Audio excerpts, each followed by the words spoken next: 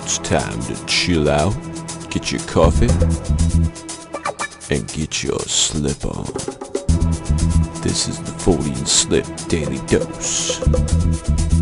Oh, that kid went on a fucking hoot of a fucking adventure. No, trust me, that drug would fucking make you, like, go further than you've ever gone in a masturbatory rage.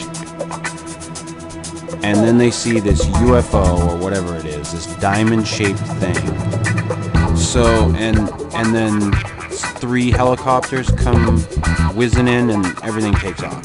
I don't know if I buy it, motherfucker. Did Bigfoot come out and tickle somebody's balls? Alright, you hooligans. Fortean Slip Daily Dose starts now.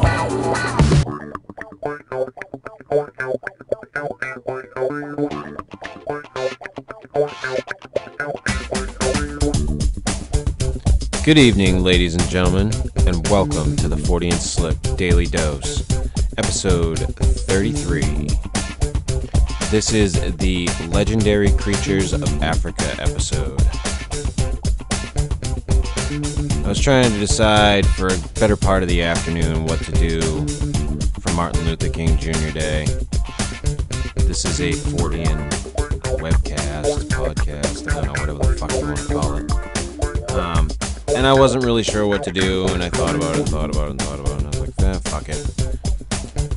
I was gonna just, scrap doing anything even related to, to it, but I was like, I haven't done anything on creatures out of Africa, and he was an African American, so that's the direction that I decided to go. If you don't like it, go fuck yourself. So I picked 5 creatures that I had found. I went through a little bit of a list of them, but this was the 5 that I had settled on. The first one that I'm going to start with is the Kongamato, and I hope that I'm pronouncing all of these correctly, and I got all of this information off of Wiki. So, again, if you have any problem with that, you can correct me, direct me to the right information, but I've already done the show. I'll look into it, because I always do. I like to, have the correct information. If I need to correct anything, as far as an annotation in the video or whatnot, I usually will. But the Kongamato, or breaker of boats, is a reported pterosaur-like creature said to have been seen by the people of and explorers in the Winnelunga districts, Jindu swamps of western Zambia, Angola, and Congo. Suggested identities include a modern-day Rhamphorhynchus, a misidentified bird such as the very large and peculiar saddle-billed stork, or a giant bat. No film has ever been taken, nor have any bodies been examined, leaving all the stories to rely on large wounds and eyewitness accounts. Large wounds. I got this big bite. Happened to me from a pterosaur. Yeah, okay. The Kongamato has been seen by African natives and European explorers for some time, and almost all of the accounts say it is a reddish-blackish creature resembling a pterosaur. Some people have come back with large, deep wounds that they claim to be from the Kongamato. Eyewitness accounts say the creature has teeth, leathery wings, a beak, and claws. Some British scientists and explorers have shown natives drawings of pterosaurs, and the natives were said to have a terrified reaction. Skeptics of the creature claim the Kongamato is a hoax or a misidentification of a huge bat or a large stork. However, believers think that the beast has never been caught on film because as it supposedly lives in the thick vegetation of African swamps, there is not a good way to get a clear photo or film. Also, a few people know of this creature's supposed existence, and in the region it supposedly lives in, most people don't have cameras. Oh, sure. Next up on the list is the lightning bird, or Impundulu, or Thekwane. there's a few other names I'm not even going to fucking try to pronounce, is a mythological creature in the folklore of the tribes of South Africa, including the Pondo, the Zulu, and the Xhosa. The Impundulu, which translates as lightning bird, takes the form of a black and white bird the size of a human, which is said to summon thunder and lightning. So it's Thor with its wings and talons. Cool. It is a vampiric creature associated with witchcraft, often the servant of or familiar of a witch or witch doctor, which attacks the witch's enemies. It is said to have an insatiable appetite for blood. Sometimes it takes the form of a beautiful young man who seduces women. Great. Among certain African tribes, the hammerkop is believed to be the lightning bird. Among others, the lightning bird is believed to manifest itself only through lightning, except to women, to whom it reveals itself as a bird. In these instances, the bird is of imaginary nature and may take several forms. In one instance, a village girl described a black rooster-like bird that ran up her hoe and left claw marks on her body before it flew back to the clouds. In other instances, it is described as having iridescent feathers like a peacock's, or a fiery red tail, bill, and legs. Most supposed sightings describe the lightning bird as a winged creature the size of a man. When needed, it can indeed masquerade as a human, but usually it's a huge black and white bird of prey. The fat of the bird is believed to be of significance either as the fuel that the bird sets on fire when it throws down a lightning strike, or as a component in valuable traditional medicine. The fat is believed to be procured by catching the bird at the moment when the lightning strikes the ground, or by digging the bird up from an underground cavity at the spot. Fun.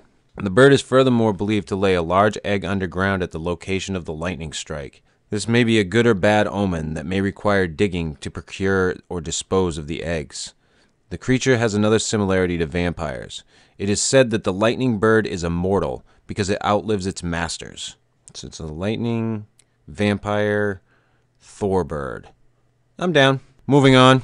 The Bili Ape, also the Bondo or mystery ape, is the name given to large chimpanzees that inhabit Bili Forest in the Democratic Republic of the Congo.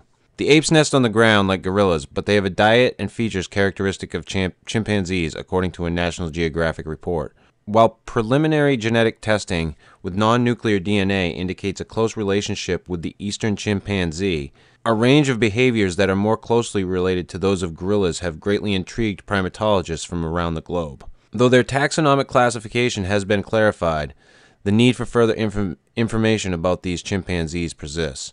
And for a while, we didn't know about these things, and it looks like somewhere around 2006 was when they were finally really observed by Cleve Hicks and colleagues from the University of Amsterdam. And this is really cool because this was something that the locals had talked about for a really long time and had said that, they had seen these things, that they were real, and everybody's like, nah, fucking... I guess Esteban Sarmiento has been out there to look into it. But it's just really cool that they were found and that they are a real thing. And it wasn't a huge stretch because they're, they're apes. They're, somewhere related in there. There's a lot of apes in that section of the world. So it wasn't exactly a stretch, but really cool that they found these things. Next up on the list is the Adze, and I think I'm saying that right. It's a vampiric being in Ewe folklore. The Ewe are located in Togo and Ghana. In the wild, Adze takes the form of a firefly, though it will transform into human shape upon capture. When in human form, the Adze has the power to possess humans. People, male or female, possessed by the Adze are viewed as witches. Witch! Fucking witch! The Adze's influence would negatively affect the people who lived around their host. A person is suspected of being possessed in a variety of situations, including women with brothers, especially if their brothers' children fared better than their own. Old people, if the young suddenly started dying and the old stayed alive, and the poor, if they envied the rich. The Adze's effects are generally felt by the possessed victim's family or those whom the victim is jealous. In firefly form, the Adze would pass through closed doors at night and suck blood from the people as they slept. The victim would fall sick and die. Tales of the creature and its effects were probably an attempt to describe the potentially deadly effects of mosquitoes and malaria. Apparently, there's no defense against the firefly vampire, as it says here on Wiki.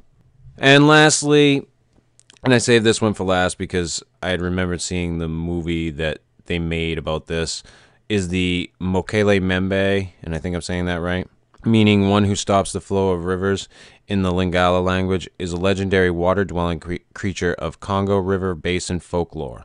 Sometimes described as a living creature, sometimes as a spirit, and loosely analogous to the Loch Ness Monster in Western culture. It is claimed to be a sauropod by some cryptozoologists. And this was the creature that they made the movie Baby, I think it was a Disney movie, about, and I had seen this when I was a kid. You know, the scientists go out into Africa to search for this fucking thing. They come across this baby, basically sauropod, and it just really captured my imagination as a kid. And probably one of those things that helped throw me down the path of really being into cryptozoology and the Loch Ness Monster. I've never really been a huge fan of the Loch Ness Monster, although after doing a couple of shows on it and finding out some other information, I'm more open to other ideas, or I'm more open to the idea that something could be going on there, not necessarily living in the lake or loch. But I do like the idea of sea creatures in the ocean, because the ocean is fucking vast and it covers 3/4 of the planet.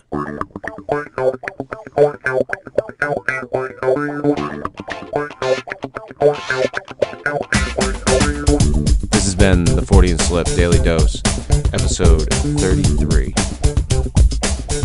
If you like this shit, hit the like button. If you don't, hit that little thumbs down button. Leave a comment. Hit subscribe. Getting close to 1,000 subscribers. Pushing close to 900. Hoping to hit 1,000 by February. Be back tomorrow with something. Not sure what yet. I do believe Steve and I may do the news regularly on Wednesday now. We shall see.